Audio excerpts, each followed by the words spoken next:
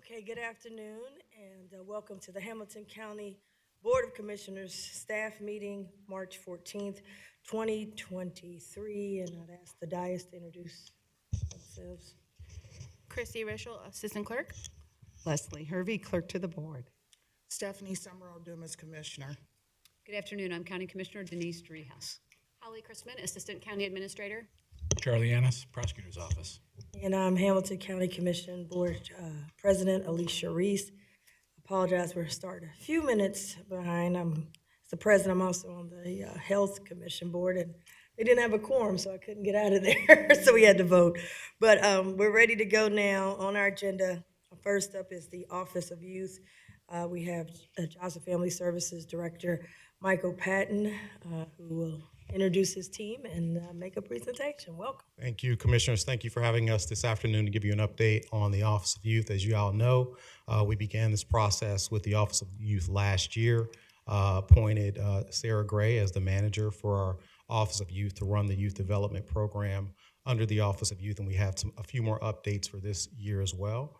So I invited Tim Dingler, who is a Section Chief over Workforce Development, which is a section under Melissa Graves in Job and Family Services, who runs our workforce development operation through JFS. And then Sarah Gray, who is the manager of the Office of Youth and also handles our youth employment work. And so I've asked them to come give a brief update to the board in terms of where we are and what we accomplished in 2022, and also talk about where we want to go for 2023 as the Office of Youth. So I'll introduce Tim. Tim is up next, and he'll get started with the presentation. Welcome.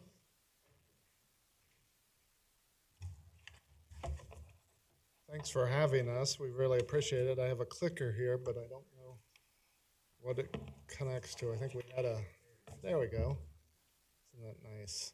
So, as Michael said, my name's Tim Dingler. I'm Section Chief of Workforce Development, and going to talk a little bit about the Office of Youth. And forgive me, I am like 31 years with Hamilton County this month, and I am like a big, like workforce nerd. So if I get way deep in the weeds of certain funding streams or things I'm talking about, please just stop me. I mean, this gets me all excited.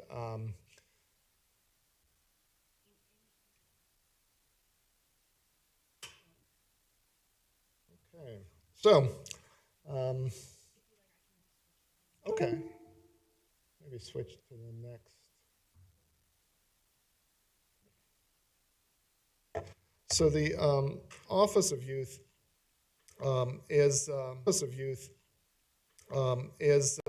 it brings together three funding programs, three youth serving programs that we operate at Job and Family Services. Those programs are the We Owe a Youth program, and then we also have the Comprehensive Case Management Employment Program that is funded by TANF Services, and then we have the Hamilton County Youth Employment Program. Those three together provide a holistic approach to serving the youth of Hamilton County. The idea behind creating the Office of Youth was to allow us to coordinate all those services, coordinate the collection of data for them, and this would include going forward. Year over year, we can bring in any data we get from the American Recovery Program, youth programs that also are going to be operating in Hamilton County. As you can see, we have a single phone number, and you can't see it up on this board, but it's 946-0400. And if any youth or parent or anyone interested in youth employment wants to call that number, they will be connected to employment, or if they desire more comprehensive case management services. We also have a QR code that actually connects to the youth application, and it works because I tried it. And so it's awesome. I'm just impressed that I could actually figure it out and point my camera at it, and it worked. If you go to the next slide, I'll give you an example of some of the data that we are able to collect and are collecting now and reporting out on. So we're able to track our current enrollment. We're serving just under 3,000 youth in Hamilton County. The average wage that those youth that are employed are earning, how much we've distributed in supportive services, the area of the county that each of those three programs that I mentioned before, where they're serving youth, what's the highest concentration. So it allows us to then start to plan moving forward, what other parts of the county do we want to try to target, who else needs services, you know, some of the incentives that we've paid. So this tracking is going to allow us to not only see where we've been, but allow us to planfully move forward. So at this point in our presentation, I'm going to introduce you to the manager of the Office of Youth. She's much more dynamic than me, okay? So now that I've kind of lulled you all to sleep after lunch, I'm going to introduce you to Sarah Gray, who is the manager of the Office of Youth. Welcome. Thank you. So we can go, try.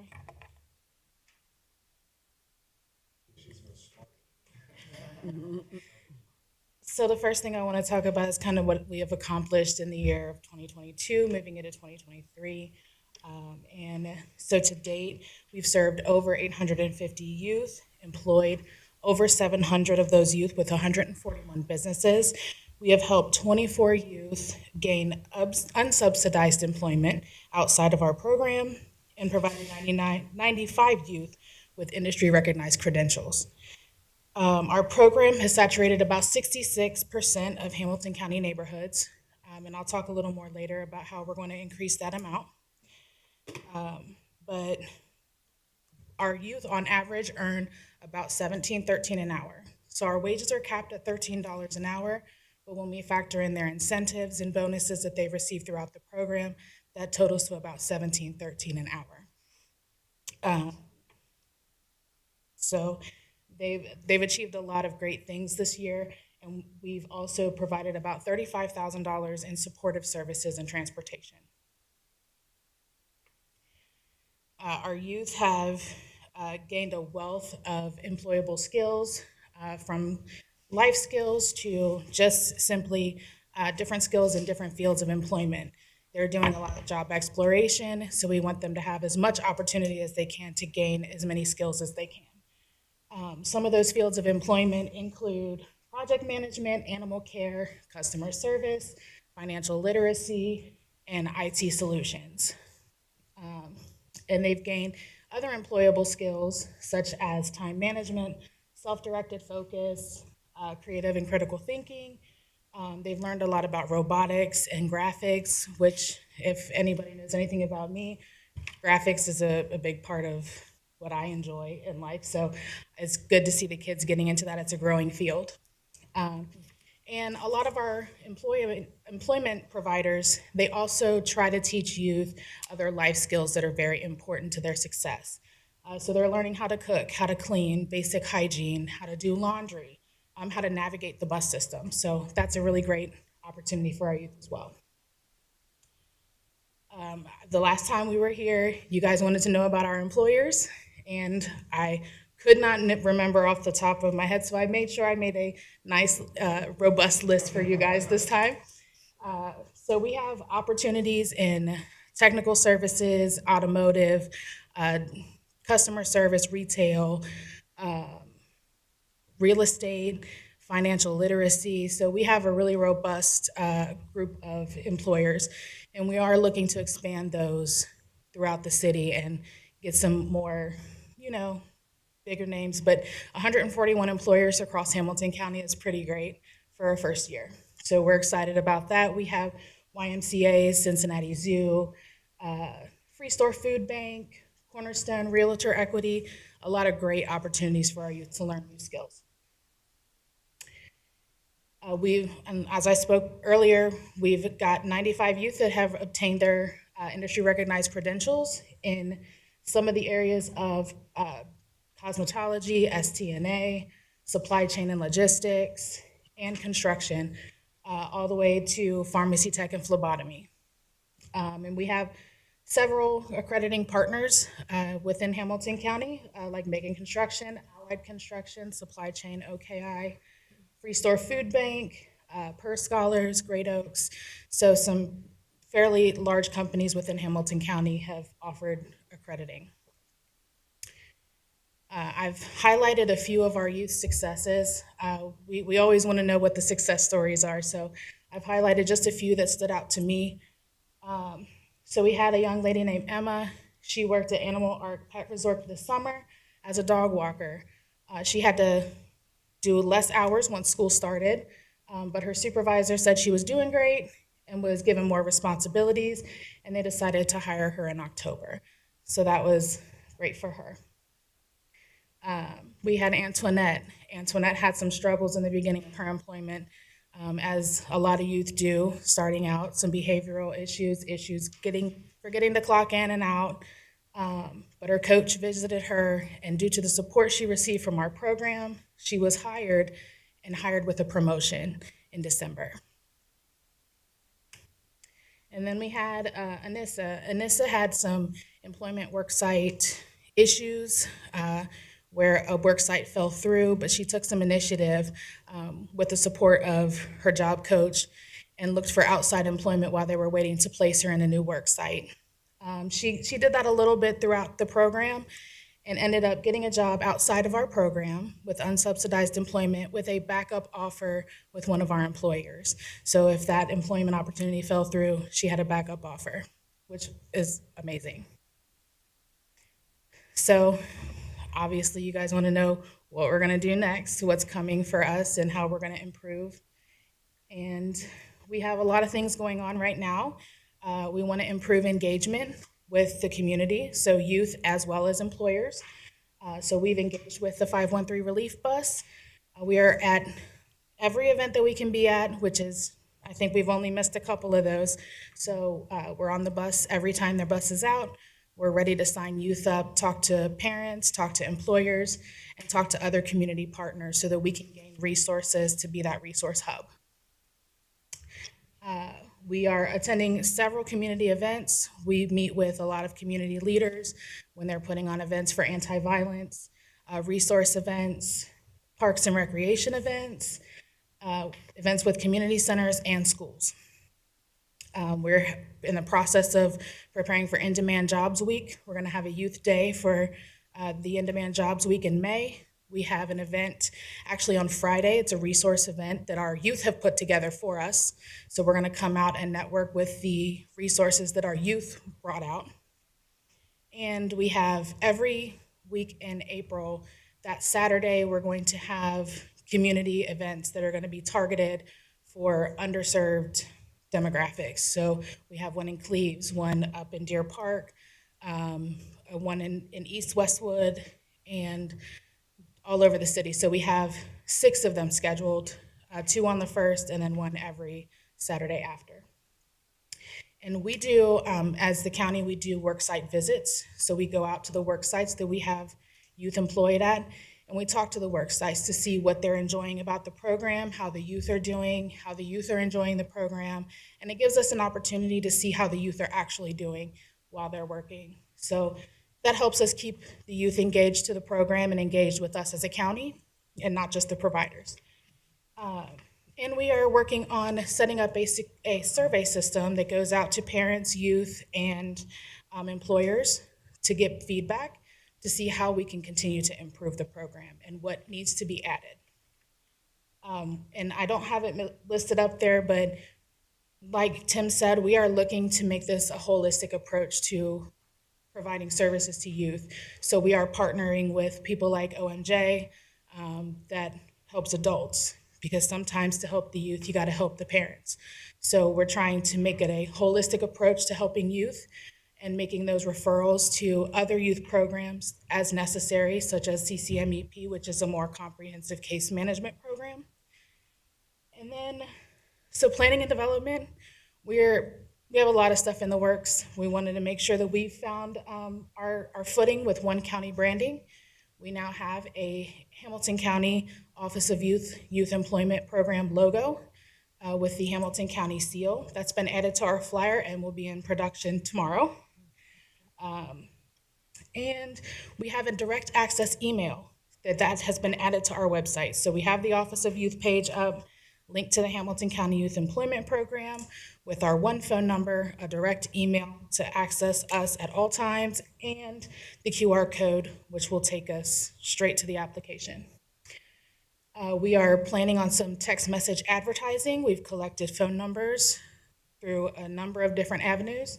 So we're going to be sending out targeted messages to the youth that we serve now, youth that have had interest, and other youth in the community that maybe just got missed. We're working towards an audio-video guided website. So literacy being an issue in Hamilton County, we want to make sure that we are engaging our community with youth and their parents with an audio and visual opportunity. So if they cannot read, cannot write, they can still understand how to get where they're going. And then I'm working with our IS department, creating a new digitized data collection system, which will collect all of the data from the Youth Employment Program and make it easier to pull from other systems and collect the data together. We have a streamlined application process. So we have 2 forms of funding, and those 2 forms of funding, being TANF and levy dollars, they require different sets of eligibility. What we did was we digitized the forms to put all of the information on one form. So we removed that extra step. So obviously our goal is to remove barriers for youth. So that was a barrier for a lot of youth, having to fill out 2 forms. So making it a digital form, solely digital, and one combined form really took that barrier away. And like I said earlier, we have some targeted community events, and we are scheduling the in-person enrollment sessions. And then we're working on and would like to set up some virtual sessions for employers and youth to get some more information, to get connected to us a little bit differently than, some youth can't make it out. We're going to Cleves because they have a more difficult time getting to us, but we want to make it to where everyone has the availability to get our services. So offering the digital forum may be better for some families.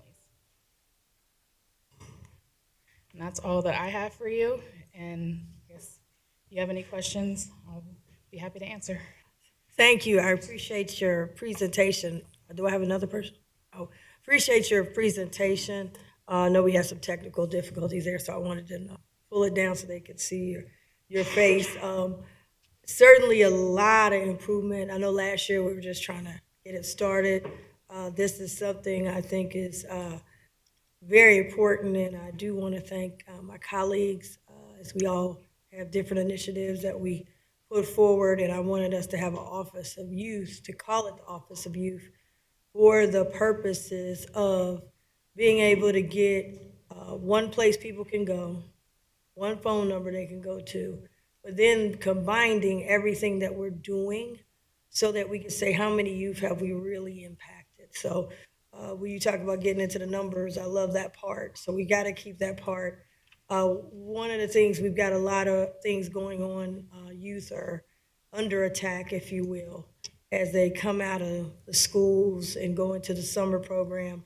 And my entire career, my focus has always been, we have to get our program to the youth before the street program gets to the youth. And if we can get the things that we have available, hopefully, to them, we will save a lot of people, both those who might get turned the wrong way or those who weren't the wrong way but get, ricocheted, if you will, just because they're not able to be in some positive activity. And so I know all of us are being asked, what are you doing for the youth? So I wanted to say, first of all, your presentation, very well put together. I think as we go into our second year, I want us to be even more aggressive. 852 youth is very good. I would say if I were putting a goal, it would be 2,000. Every year till recently, when I was in office, we always able to help 2,000 youth. Now, there may be different ways we're helping them, but I want to be able to say that we've been able to impact 2,000 youth in Hamilton County, since we're going 49 municipalities, if you will. I want to commend you on the number of businesses and the diversity of businesses, because youth want a lot of different career sets. Some of them want to be entrepreneurs, some of them want to work in small business. A lot of them want to save the world, save the planet, make sure that they are. I just was at the neighborhood summit Saturday, and two parents came to me and said, "Can you talk to my son?" I've never met your son, but he's graduating from college, very expensive, getting a degree in finance, and debt-free. But, you know, the parents would say, "Hold on, have we done all this? Why don't you want to go in finance again to make the money?" And he wants to save the world. So, of course, I told him, "Come on down to Hamilton County. He can do both. You can be in finance and save the world." So, but I was also at the 17th annual Mayor's Youth Employment Summit that's put on by the Cincinnati Recreation Commission. I've never missed one, whether I'm in office, out of office, I'm always there.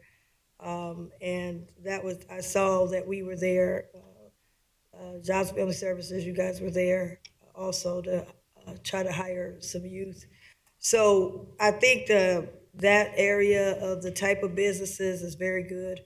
I think the fact that you've saturated 66% of the Hamilton County neighborhoods is very good. Your wraparound services are good. I'm going to put my marketing hat on.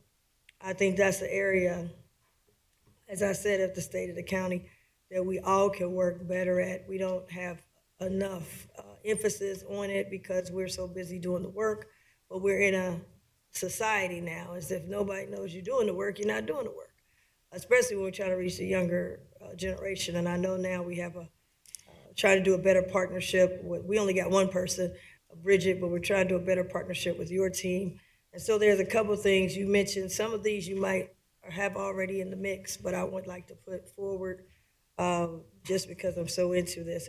Commissioner Dumas, I know, will talk about the grant program that she initiated with us. So I want to put all these pieces that we're doing so much for youth.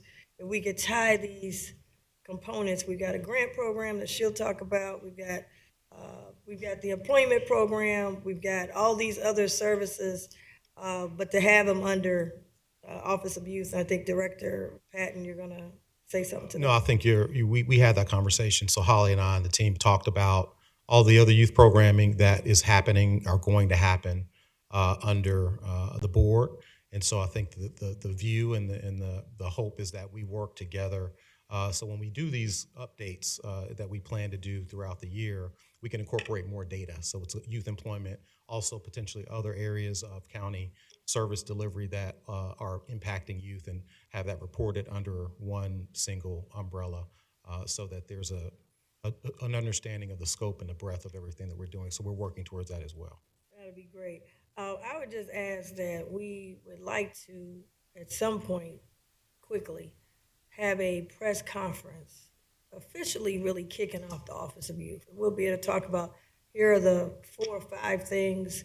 Like I said, I don't want to steal Commissioner Dumas' thunder. I'm going to let her go into that. But I think planning a kickoff, particularly as we go into the summer, our Office of Youth, here's what Hamilton County is doing, and the board, all of us could be there, and as well as you, Director Patton, and your team, to highlight, here's what it is, here's the phone number, here's the QR code, so that's one thing I'd recommend. Second thing I would like to recommend is that we, as you said, everything is visual now. I would recommend that we have a promo video with youth that we can put together, and the youth can help design it. We got different youth that are very, they're into it, the music, the video. Put together this, amazing video. We could be a contest, if you will, but that would be kind of our promo video to get other youth to tell other youth, this is the cool thing to do, and this is our Office of Youth, and then we tie in those bullet points of what we do. So we have a promo video that's on our website, and us as commissioners, we can also push it out as well. The other thing, you highlighted the employment. I know another part that you're doing is mentorship, so I just want to make sure that that's mentioned in the services that we provide. I love the QR code because even grandma, because of COVID, grandma and granddad knows how to use the QR code now. So I think that's a great thing. Text messaging, amazing. I really do like that. I don't know if we're on Instagram, but we need to be on there because that's a lot of people are going to the Instagrams, of course, the Twitter, but Instagram, particularly young people, they're at the Reels, those kind of things.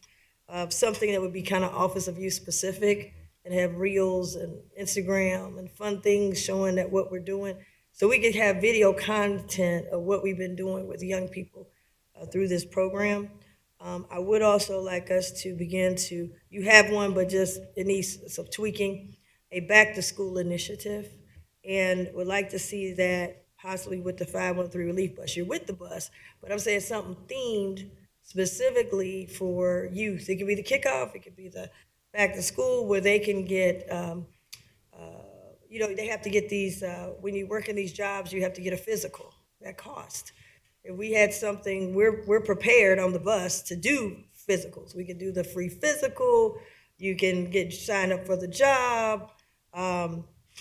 Putting something together like that. Of course, we got the book bags and all that stuff. But we could do it twice. We could do the kickoff, and then we can do the back to school piece. And that would be specifically a partnership with themed out for the back to school youth. And then lastly, we also do contracts for employment. I don't know who gets them, but I mean, in the past, it was like Talbot House, Easter Seal, some other people. Right. But having some language on their advertisement, because I've heard the advertisement. They don't mention us. They just say they have jobs, And then we get hit and say, well, what did the board do for young people? Just having some boilerplate language. I mentioned this to Bridget, some boilerplate language, and when they get the contract and they advertise, that at the end, it has to have something saying that this is part of our Hamilton County, Office of Youth, that it is a 10-second or at the end, that it can be boilerplate so that people know that we are involved in this. We're leading this. So other than that, I think it's great. I just, like I said, more testimonials, visuals, young people telling other young people, and then highlighting all of the other things, obviously, that we do, that you all do for youth, I think is very important. But it has to be, back in the day, way before, I'm gonna put it way before all our time so nobody gets offended. It was, Jobs and Family Services was like, it's their own thing. And the board was kind of like, they're their own thing, and the two of them are not together. And what we're working on, as I said, as a state and county, we're working on one Hamilton County. And when we vote on something as a board, and of course you guys are implementing it, there's no disconnect. We're one team. And we want to make sure that that is out there so it's not like these different silos and entities are kind of doing their own thing, and then the board is doing their own thing. The board is shaping the direction, and you guys are carrying it out. And we just want to make sure that that is marketed and promoted, and we're moving in that direction. So just wanted to thank you. Like I said, we're heading in the right direction. And if we would also have, we have this PowerPoint, but we should have like an annual report, Office of Youth with the annual report. People can get a copy of it. It's available online. It's a hard copy available. We could take it to those state and national conventions and show, here's what we're doing with young people, and to the public, taxpayers, here's what we're doing for youth. And I think it'd just be great, because we're doing some great stuff. It's just being able to package it. So thank you very much. I'll open it up for Vice President Driehaus. Thank you. Thank you for the presentation. Thank you all for being here. Really appreciate it. Yeah, I was struck by the number of partners and the certifications especially that you are offering to youth, because that's kind of a long time career-driven kind of activity, and I think that's really important, and I'm gratified that you're doing that in so many different areas where the kids have interest and maybe can go on into a career related to the certificate that they're getting. So I think that's a great idea, and I'm really thrilled that you're doing it in so many different areas. The one thing I wanted to ask you is, when you are recruiting youth, and I read the number of the saturation, are there communities where you're having some challenges recruiting youth, or you're just, or maybe there's a lack of interest, or I don't know which areas, because I didn't see it on anything, where you're having a hard time getting in, and I just wonder what you're seeing in those areas and what we can do about that. The remote parts of the county are more difficult to saturate because there's no bus. The businesses are a little less anxious to get involved with us in particular. They've never heard of our program. The county's never been out there. So they're like, okay, now you're coming here for us. And so we're working to target those areas and get at least one community partner that can help us be our voice in those communities.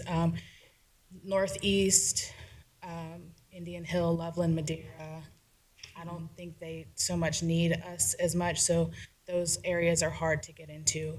But it's more our rural parts of the county that have not experienced us really be out there, especially for the youth.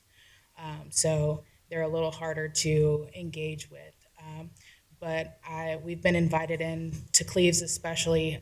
They've been very welcoming to us. We'll be at Whitewater Crossing on the 22nd. They've invited our team out to visit some of their pickup basketball games, to engage with the youth.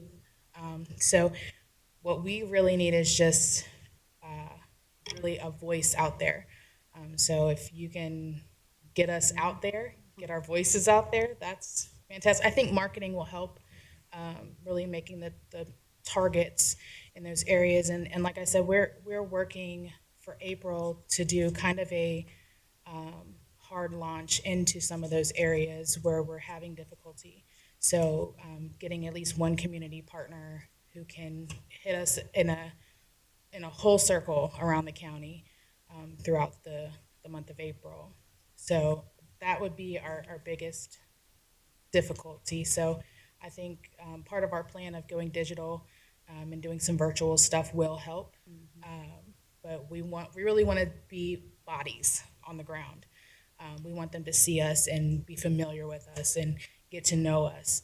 So we just need some partners. It's just as much of an introduction, really, I guess, than anything, isn't it? Because they're just not familiar with JFS. Yeah, it's interesting. I just wanted to. I didn't really know where. I think we could all guess where some of the communities it's a little harder to make that introduction, or some of them don't, as you say, really have the need that some of the other communities do, and so they're probably not as engaged. And I would just add, too, Commissioner, that Sarah meets with the providers, Harbor and Tower House, about these issues and these challenges that we have. And so we work with them to try to make sure we have an opportunity to target or look at specific areas and what the provider can do, how we can support the provider in making sure that we reach those particular areas. But that's an ongoing part of our relationship with the vendors as well. Yeah, well, and you're pretty new, so I mean, a lot of grace coming your way because what you've done is really fantastic. I think all three of us can be helpful as we move around the community and helping promote the Office of Youth and what you're doing, especially related to employment. So thank you for all that you're doing. No, it's escaped me. I had another question for you. You're going to have to come back to me because it escaped. This is what happens when you turn as old as I am. But anyway, really great work. Thanks for what you're doing. I remembered. So if you were, say, in 2 years, say, you were to have the marketing in place, you are recruiting more people, more teens are responding and entering the program, at what point, where's capacity? As you expand the numbers, what does that look like in the future? I think we're going to learn a lot from the two contracting vendors that we have now. As those contracts come to a conclusion, we kind of understand where we hit the target, where we may have missed the target over the course of that time period, where we're in the relationship with the vendor. And looking at the data will be critically important to try to sort of forecast where we might have missed some pockets and populations. And so my goal would be to then look back at how we craft the contract going forward with whatever vendor we might enter into a contract with, to expand where we think that we might be able to do a little bit better than we did the first 2 years. So I would certainly look at the outcomes of the contract, what the targets were. Commissioner Reese talked about 2,000 as a target, but I also think we'll also look at the data that we're able to capture from the efforts that we're doing in this first contract period, and then include that goal as a extended goal for the next time around when we do a contract with a vendor. Thank you. Yeah, thanks. That was a great question about those areas, so thanks for that question.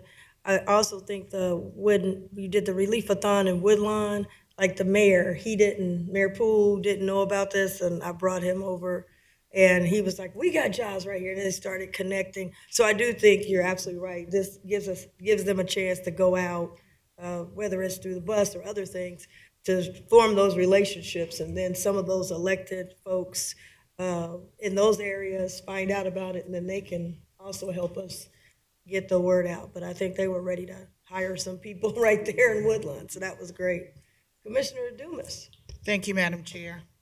Thank you so much for your hard work. It's obvious this is a new initiative that we wanted to come forward, and your numbers are just excellent. It's obvious how hard you guys have been working. Just a couple questions. You mentioned about Harbor and Talbot House as providers. What is their role specifically? What do they do? So we've contracted with both of those providers to do the employment connection for the youth. So they are the providers through our contract that work with the employers, provide the sites for the youth, and they are geographically assigned to the east and west side generally for the contract purposes. So we work with them to manage that process and ensure that they're meeting the goals that are in the contract for that. Okay, so the other component of social and emotional needs that the youth may have as they're being employed, who meets those needs, or what provider do we have for that purpose? Do we have anybody? So they do provide a lot of that themselves. That's what I wondered, yeah. As mental and behavioral health, so they can make those referrals themselves. Okay. And we also have other, they have community partners that they partner with, such as Community Action Agency, that helps partner with other needs that they can't meet. And so they're partnered with those things, and they can make referrals, and we can make referrals. Okay. That's what I wanted to know when you said Talbot House, if they were taking on that other part. And also, I was wondering why BYI wasn't included in the Office of Youth. Beyond your imagination with that, because it was really the focus was labor, and we know if we give young people jobs, they can stay out of trouble, hopefully, and make them feel better. So what about BYI? Is that part of the Office of Youth, or?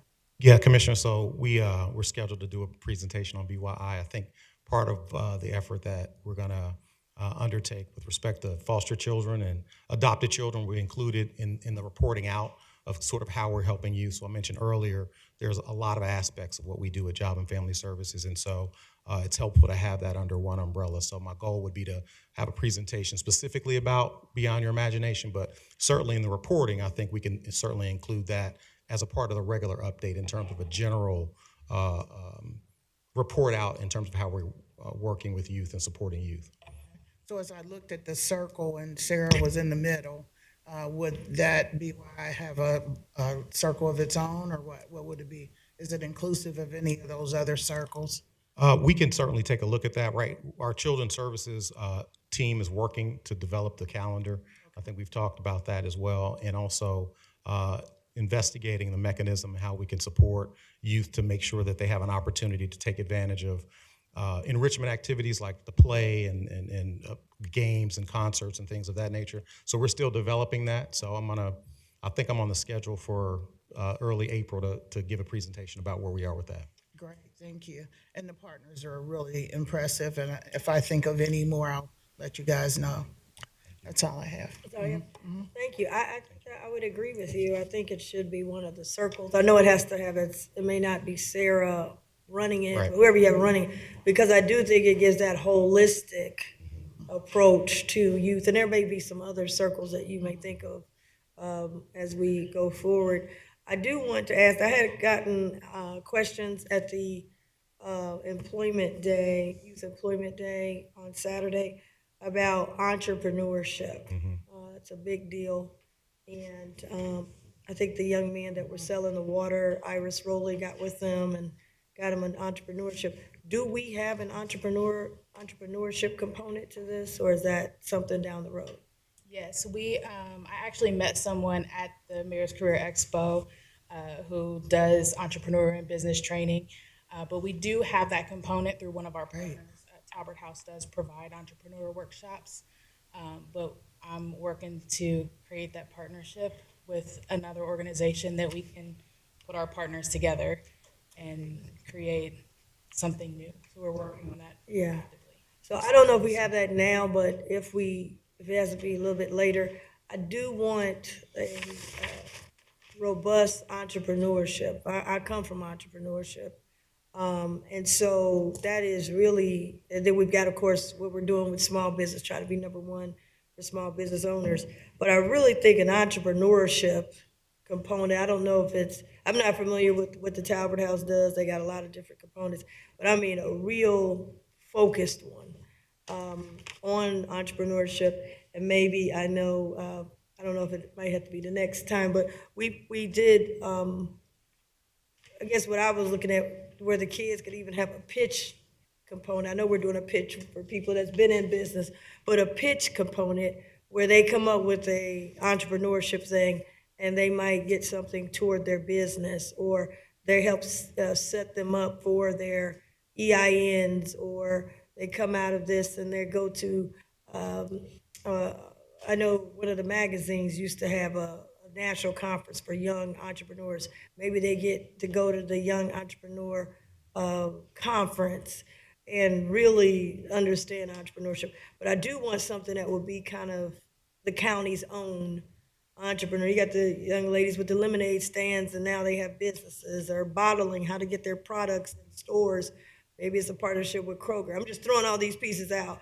I know that's a whole nother component, but we need to have, because that's the young people, they want to own businesses. They want to, even if they work in jobs, they have a company, or starting a hair care company, or all these different things, or starting a coffee shop. So I would like, I think it's really important to make this whole thing complete, that we have a strong entrepreneurial program. We got the job program, we got an entrepreneurial program that I think will just meet the needs and get more young people wanting to get involved. So I do want to throw that, out.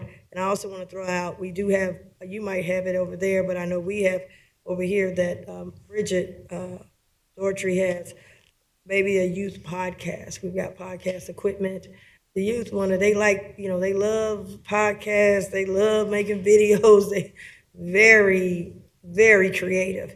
And maybe there's some things they can say, man, I'm a host of a podcast, or I was on a podcast, or I look at this video that I helped make for this program, look at my work. So just want to throw those out. It's a lot, but I think what my point is, there's a lot of opportunity, and we're on the right track. So I just want to thank you all. Can I offer one other? Yes. One other thing related to transportation. You mentioned some of the outlying areas, and transportation is a challenge for some of the youth.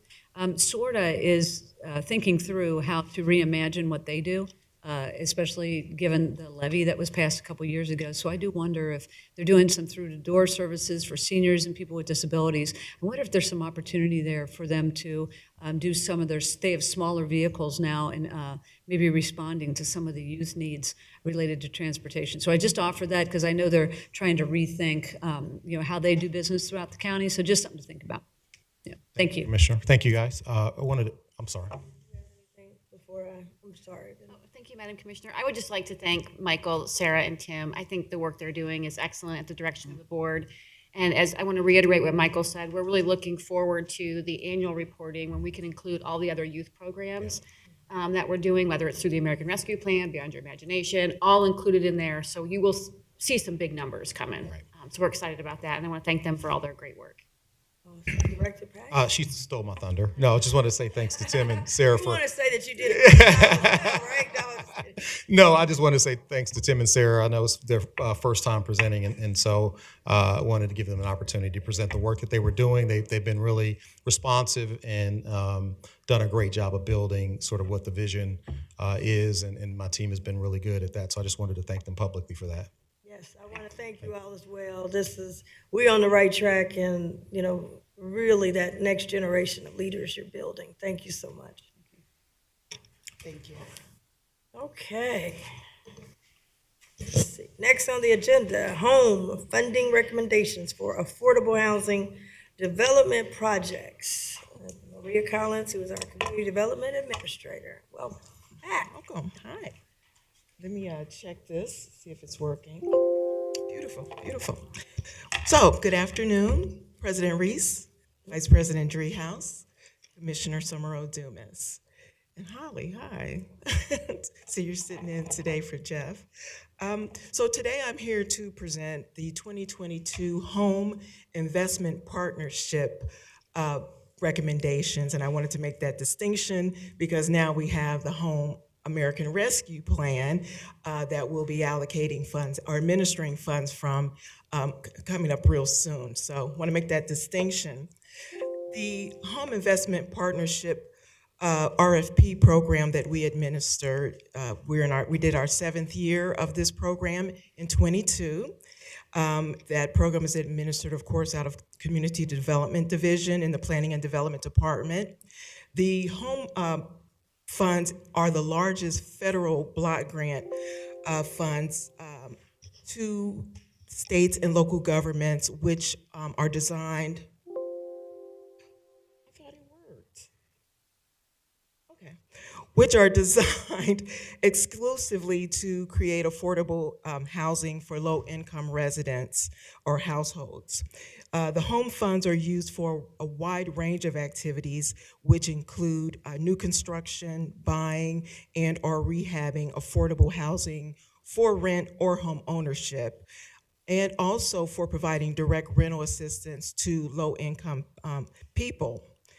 Hamilton County's 2022 Home Investment Partnership Fund allocation is $1.7 million. The funds, when used for home ownership or to construct or rehab homes or single-family homes for home ownership, the units are for families that make no more than 80% of the area median income. And based on the HUD income limits, a family of 4 that would be that earned $76,400 per year.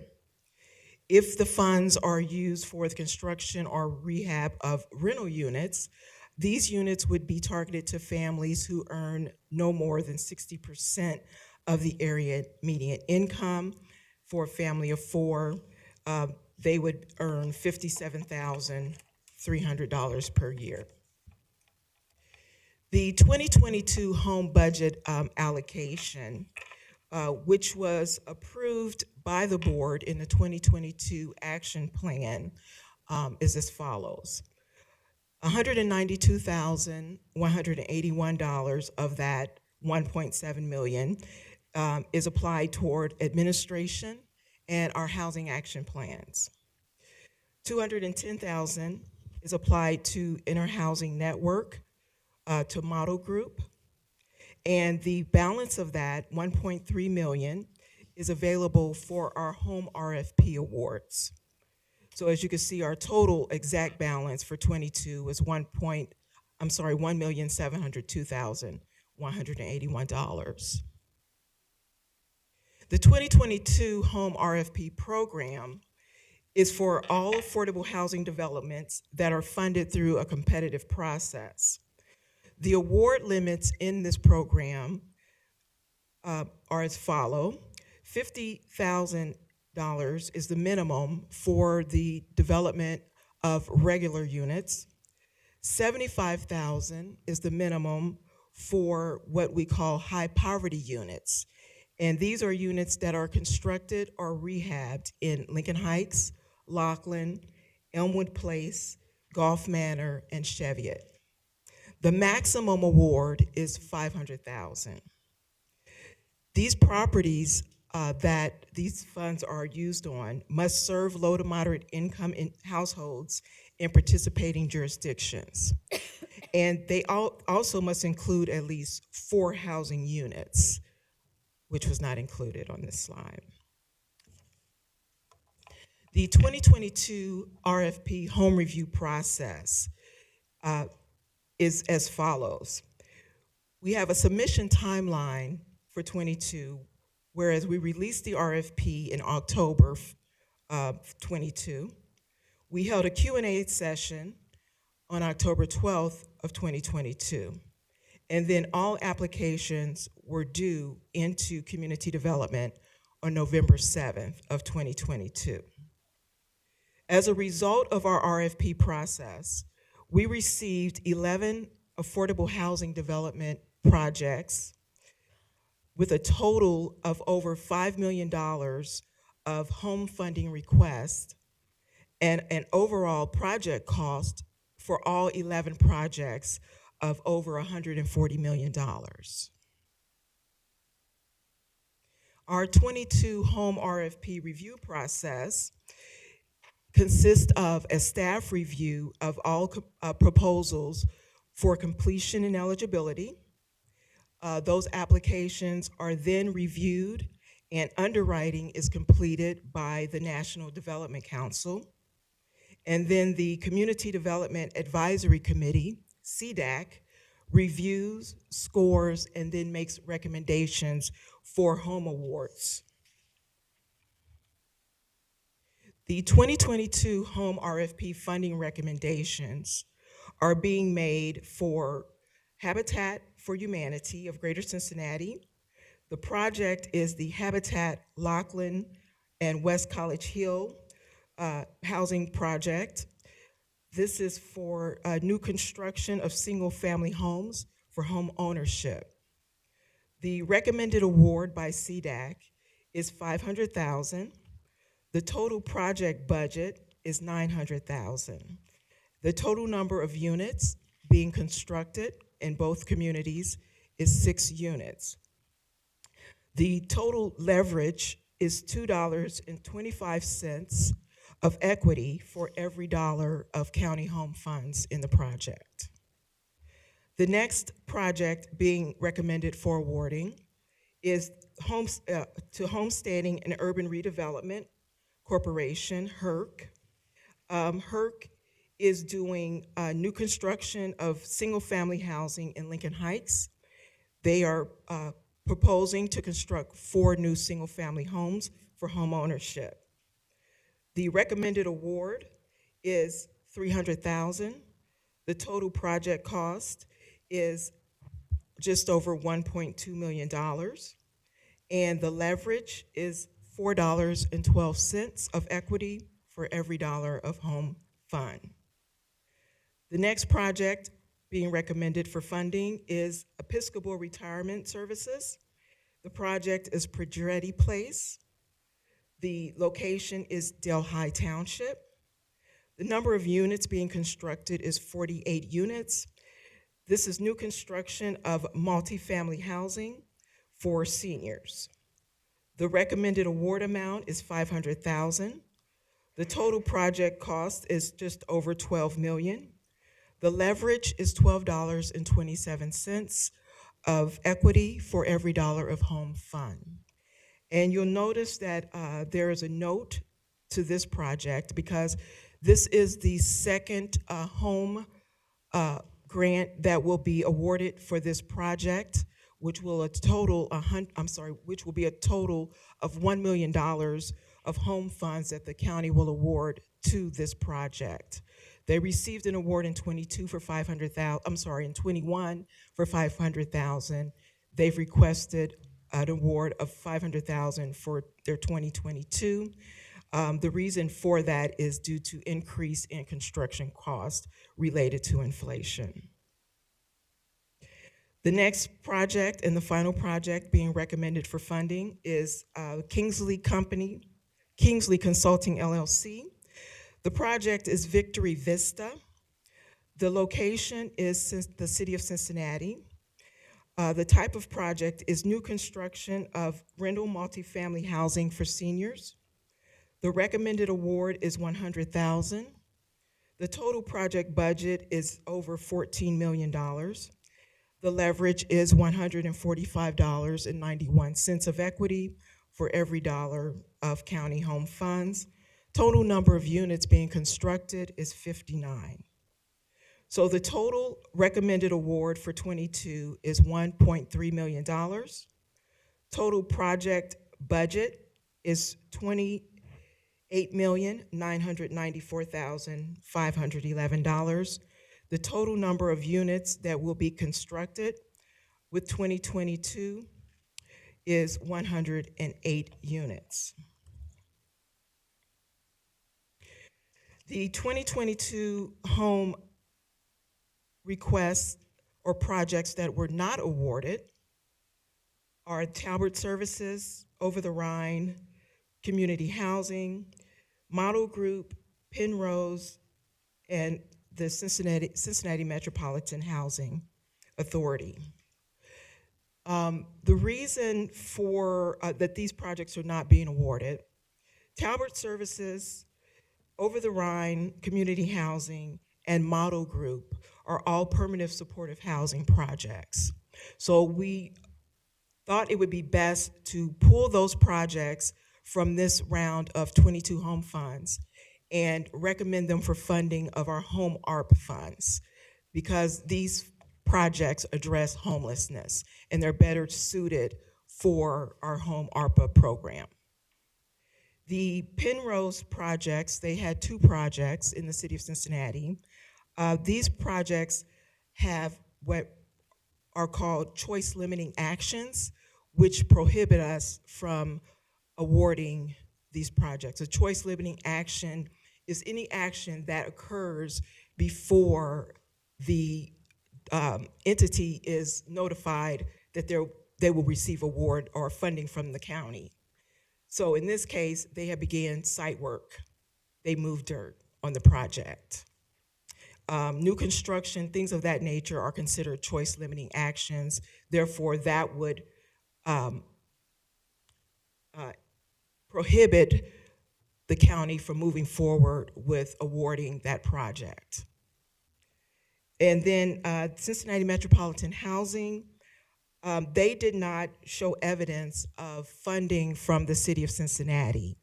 And as part of the home program, when a project is being done within the jurisdiction of the city, there has to be a significant investment from the city of Cincinnati in the project as well. And it was not in this case. Okay. These are just some pictures of some of the projects that have been funded out of the county's home allocation. Marion Terrace, they did a rehab of 62 rental units in Lincoln Heights that was just completed. We have some other projects that have been done over the past years. Habitat constructed some single-family homes for home ownership.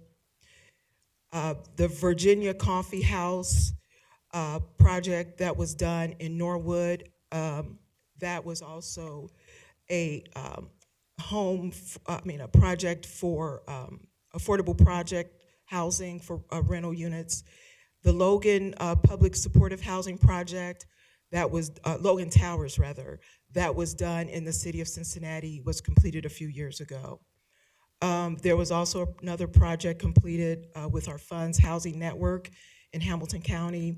That was completed in Springdale. And then another permanent supportive housing project completed in Cincinnati, which was 821 Flats. The 2016 to 2022 affordable housing investment that have been made by the county over the last 7 years is as follows here. Over the last 7 years, the county has invested over $9.6 million of their home funds toward affordable housing development. The total number of units that have been created as a result over that 7-year period is 962 units. This includes units that have been funded with home funds as well as market rate units. The total project cost of all the units constructed over the last 7 years that had home funds was over $186 million, with a total leverage of $19.34. That being for every $19 put into the project in equity, $1 of county home funds was used.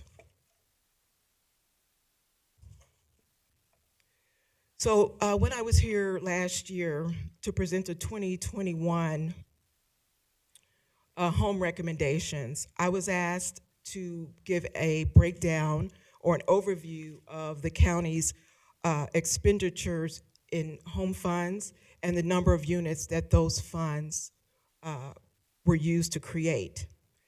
So the Community Development Division, we did an analysis and to determine what the county's contribution was over that 7-year period. As a result of that analysis, when we look at it by jurisdiction, we determined, or the results that we found were that a total of 962 units were created, with 173 of those units being funded with home dollars.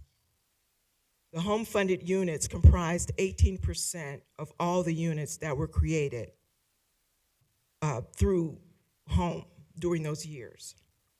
Also, to note, the county invested a total of $2.9 million in a total of 39 high poverty units in Lincoln Heights and Lockland combined, which is highlighted on the screen, that 13 of those units were constructed in Lockland and 26 were constructed in Lincoln Heights.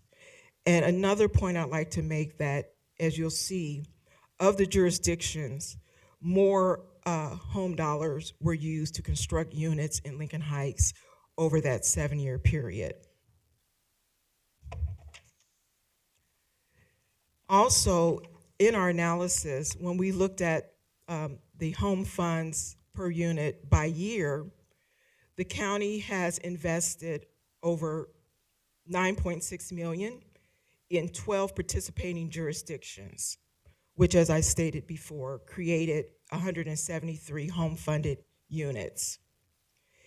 To note, in 2016, home units also benefited from NSP funding, Neighborhood Stabilization Funds. So that's why you see a larger number of units created that year than the other years that are listed here. And then that's pretty much it. So do you all have any questions for me?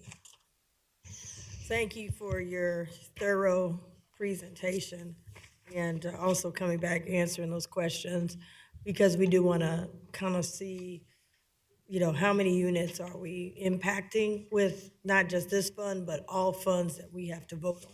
Right. In the future, so we really appreciate that. I do have a question, and maybe it's a clarification, because I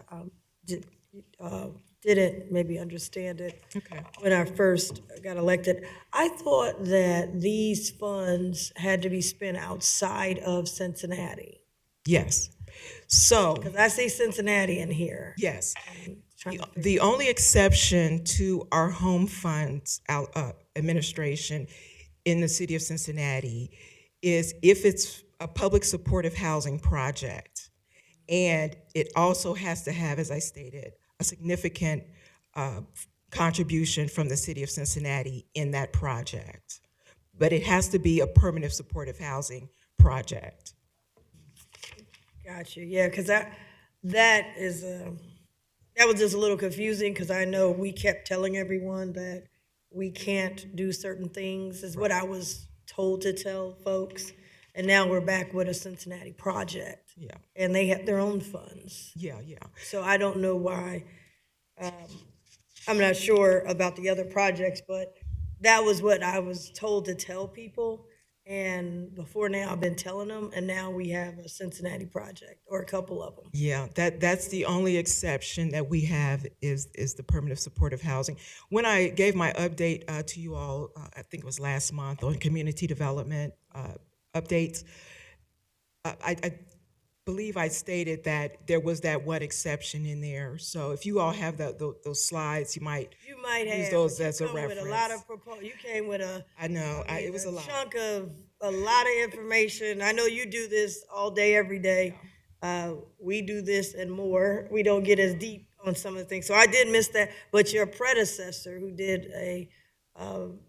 did something similar and had been here many, many years, and told me, I remember that directly because I had a lot of people calling about Cincinnati projects. Oh, okay. And it was telling me that our money does not get, because Cincinnati has their own chunk of these type of funds. Yeah. So the thought was, why would we be using our chunk to help that? Now, I wasn't saying I was for it or against it, but that's what I was told, and I had a lot of people coming to me for Cincinnati projects. So I don't want to come back now and say, I done told them for 2 years that they don't qualify, and now we're coming back with something. I guess my question is, did we run out of projects that were not in Cincinnati? It doesn't seem like it's a lot. Did we run out of other projects? Because these other places, they don't have, I guess, access to these funds. They get them through us. Is that correct? Correct. So the city of Cincinnati does receive their own allocation of home investment partnership funds. But as I stated, now why they're I understand what you said, that they can be eligible. I guess my question is this is because I've been telling people when they email my office or whatever, we don't do it. So I never even told them to go for it. And believe me, I'm a resident of Cincinnati, so I'm not anti-Cincinnati at all. I'm saying you only got Habitat for Humanity, you've got Homestead, Urban Corp, you got Lincoln Heights, you got Laughlin/West College Hill, and then you have Delhi Township. Were there not any other people Yes. from those outside of Cincinnati? I just want to be able to tell if some people outside of Cincinnati come at me, I want to be able to say, well, nobody applied. Yes. You didn't have any others. Is that the answer? We didn't have enough? We did. We had one applicant that is being recommended for funding. That's the last one on the list, Kingsley. No, I'm saying, did you have any other projects outside of Cincinnati? That's what I was just trying to ask.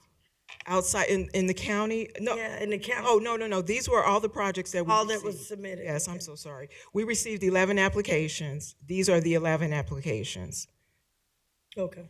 Okay, so we only received, we received 3, actually, we only received 3 that were actually within the county. And all the other applications were outside of the county. So this is just what we received. But in our outreach to notify developers and agencies of our RFP, we went through the AHA, the Affordable Housing Advocacy Group. We have a mailing list of developers and agencies throughout the county that we notify through an email as well.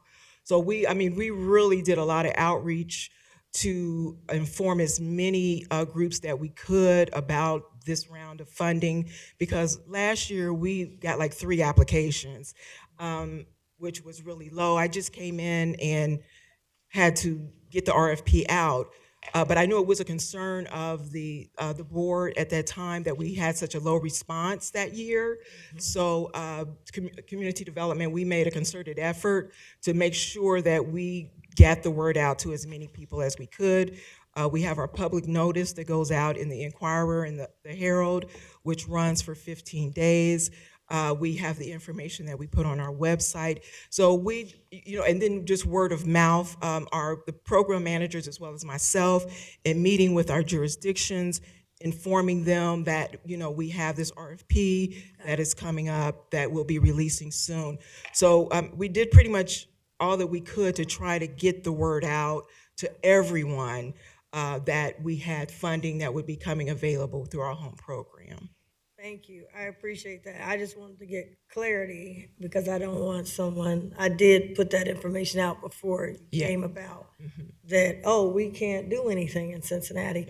And I don't want to, I want to make sure that whatever information that's being given to me that is accurate, because people will come back and say, well, that's you accurate. told me not to do it. Well, no, before you, I'm saying, you told me not to do it. And I hope that everybody's hollering they need affordable housing. I hope it's not an indication that we put, because we don't put a whole bunch of money out there for affordable housing. I would hope that there would be a laundry list of people showing up for all this money that we've been putting out there. I don't know, Holly, did you want to add to that? Yes, thank you, Madam President. Just a couple things. First of all, thank you, Maria, for the great work. I think possibly with the many pots of funding that we have, especially through HUD, we have a few pots, right, Maria? We have CDBG, Community Development Block Grant, and that is outside the city of Cincinnati, correct? Totally. So the CDBG funds cannot be used in the city of Cincinnati. The home funds, Maria just went through, there are exceptions for the city. So Yes. that may be just a point of clarity. Gotcha. Thank you for the clarification. Thank you. Vice President Treehouse. Thank you. Thank you for the presentation.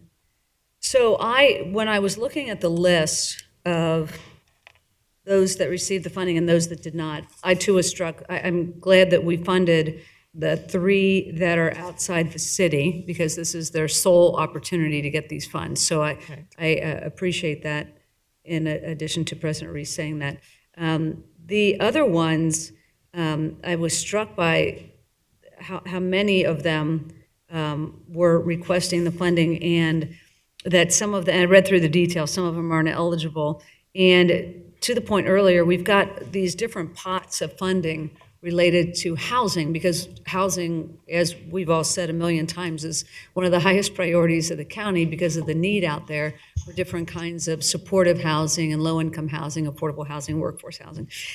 So I heard you say that some of those that dipped below, that didn't get funded here, especially the Talbert, OTR, and Model Group, are perhaps going to be eligible for the other pot of money that we talked about. I don't know if that was last week or the week before, related to that pot of funding.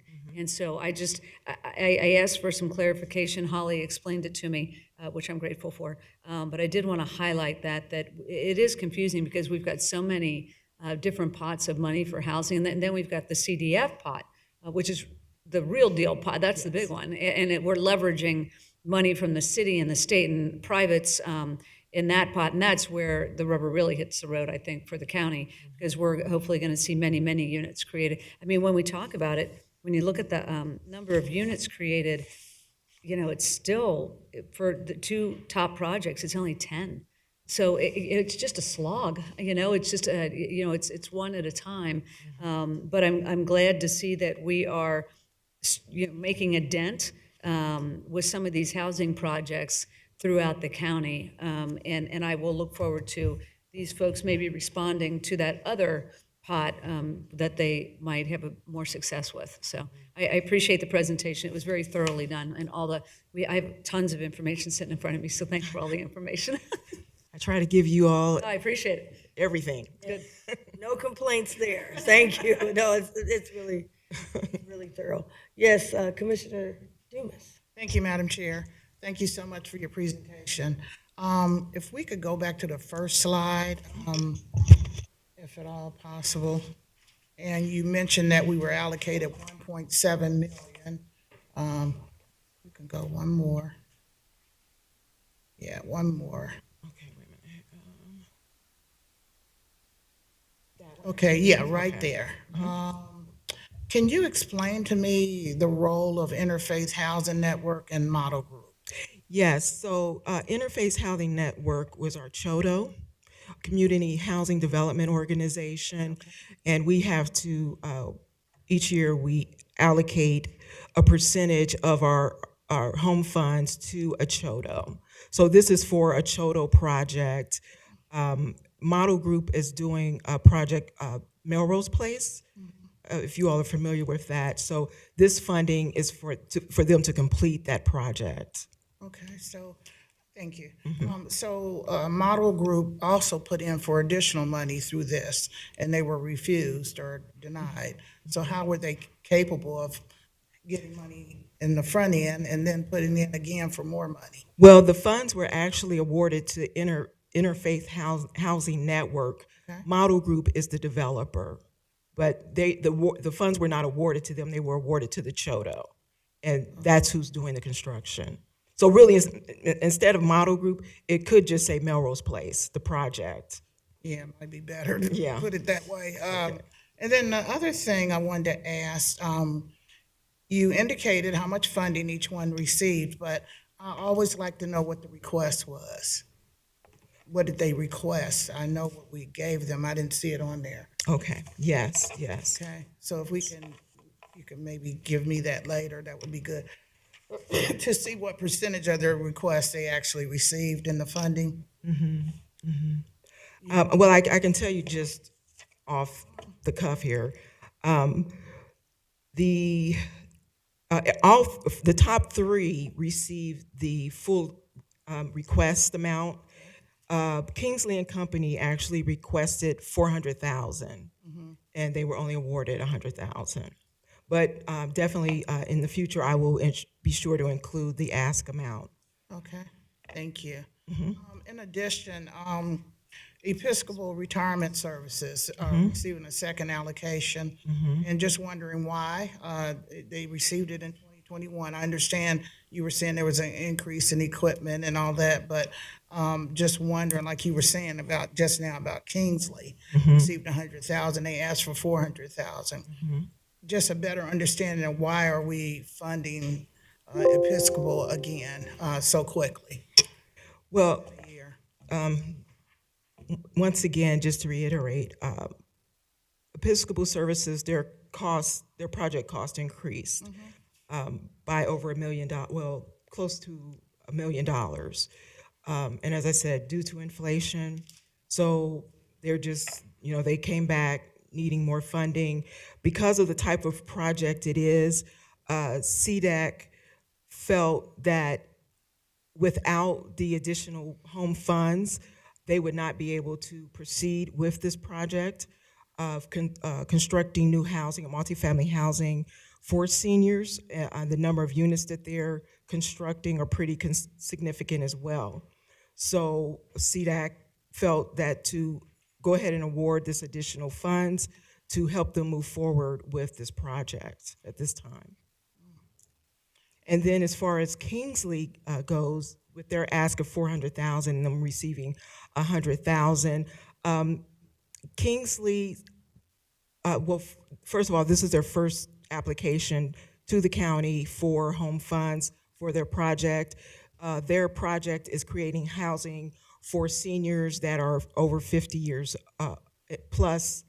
It's not a permanent supportive house, but it is senior housing with wraparound services. So they felt that this being their first ask, they have significant funding in the project already. They really did not need $400,000 because they have significant funding sources to help fund this project. But because they wanted to still provide some funding assistance to the project from the county, because of the type of project it is, they recommended some award for it. So. Okay, I'm thinking about the other entities that may come forward to us where prices have gone up due to inflation or whatever. That if we continue down that road of continuing every year, because it would be the second year to fund because prices have gone up, Understood. we're going to be in big trouble. Understood. If we could go back to the slide, and maybe we don't have to go back to it, I'll just mention it. Okay. And you can just tell me your thoughts, Maria. On the 2022 allocations, I think the scale was started from 2016 Okay. to 2022. Yes. And I'm just wondering why we did not put in 1.7 instead of 1.3 as the allocation, because really the allocation was 1.7. Why are we, even though it's not going to be direct distribution to these entities, but I think we just wondering why we didn't completely put down the 1.7 instead of the 1.3, because that's what we were allocated. As far as the counties, is it, I'm sorry, Can you pull that up for me? It's like next, about 3 from the last. okay. I don't know which one. That one right there, yes. Good job. Yeah, so the reason we didn't put in the difference of the 1.7 is because those funds were not awarded out or were not a part of the actual home awards. What we're showing are just the county funds that actually were applied to the projects themselves. But to your point, I mean, we could add in the 210,000 is added in, that number, but the amount for administration and housing action plan was not added in because it was not directly related to construction or rehab of any units. And I understand it wasn't direct allocations, but how do we account for the, 400,000 that was left out? The 400,000. It was 1.7 HUD gave us.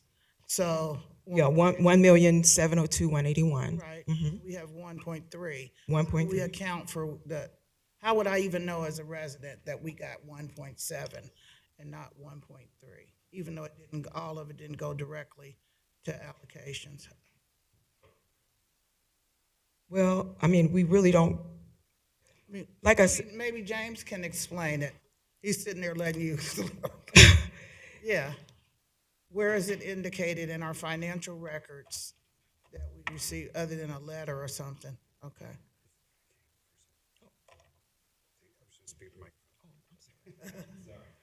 Commissioners, good afternoon. I think the question that you're asking is that, again, for everybody in the audience, James Noyes, Director of Planning and Development.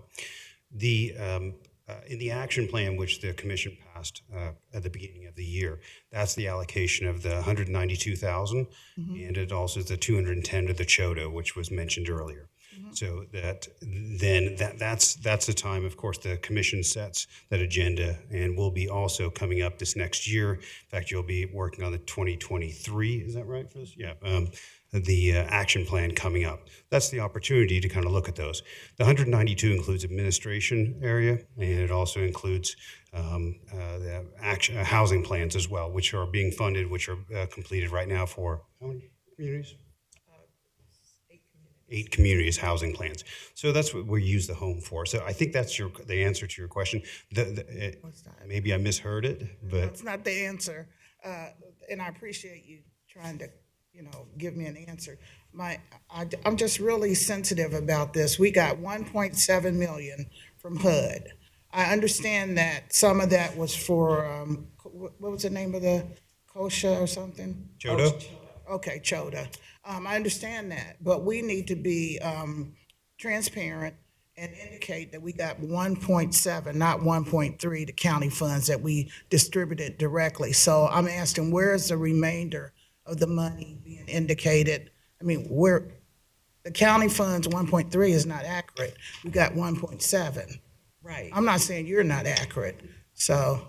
Well, and maybe I'm still not clear on your question, Commissioner, but as it's shown here, the 192,000, the 210, and the 1.3 makes up the 1.7. I know.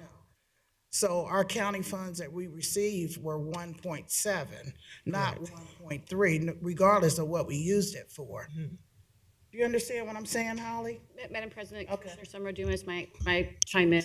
Yes. I think there's two things. I think in the beginning slide, there is a breakdown of that 1.7 we talked about.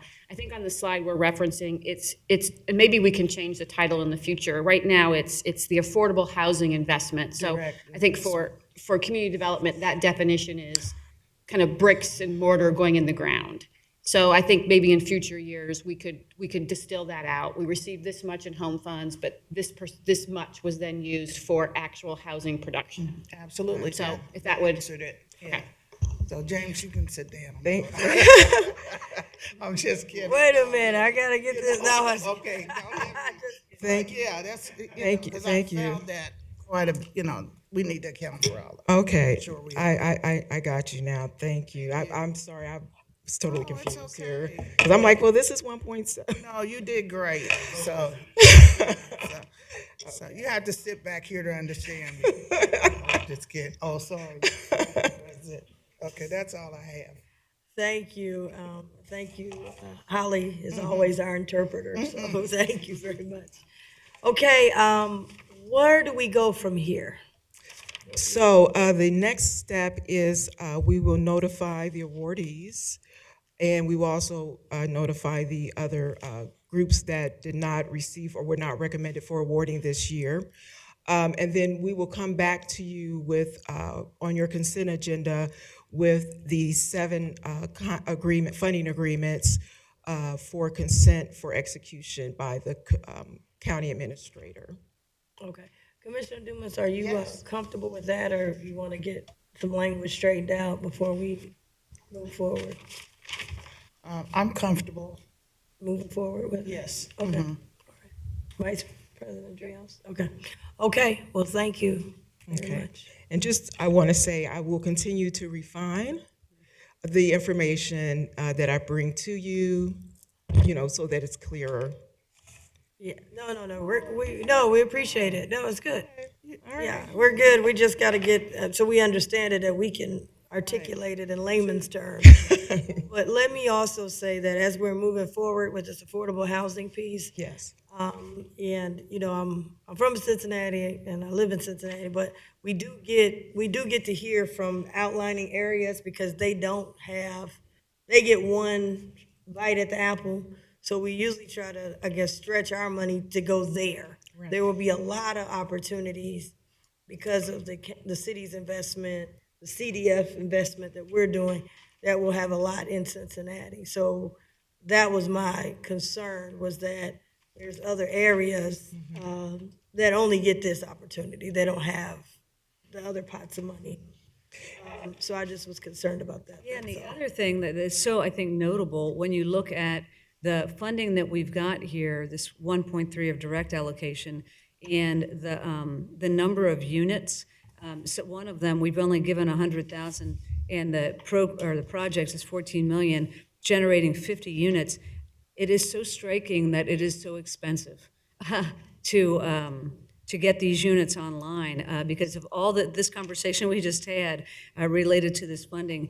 108 units are being generated, which is great.